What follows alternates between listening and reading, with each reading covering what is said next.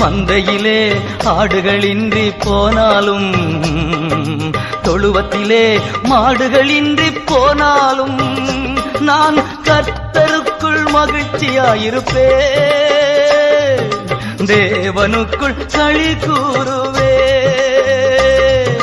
கர்த்தருக்குள் மகிழ்ச்சியாயிருப்பேன், தேவனுக்குள் களி கூறுவேன்.